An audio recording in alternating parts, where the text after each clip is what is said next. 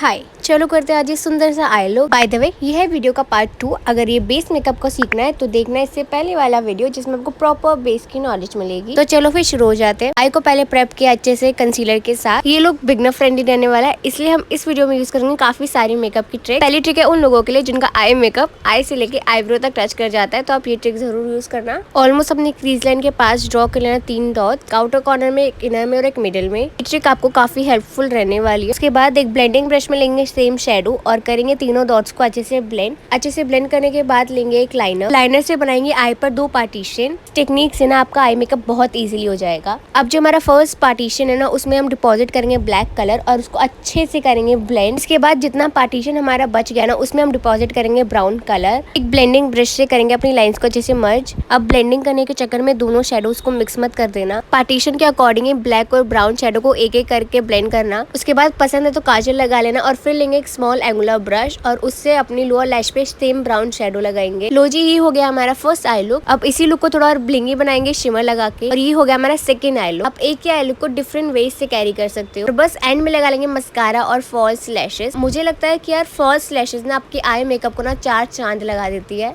और एक सिंपल सा आई लुक डिफरेंट हो जाता है। तो बस यही था हमारा आज का ये वीडियो। आई होप आपको अच्छा लगा हो और आप ये ट्रिक्स और टेक्निक जरूर ट्राई करना।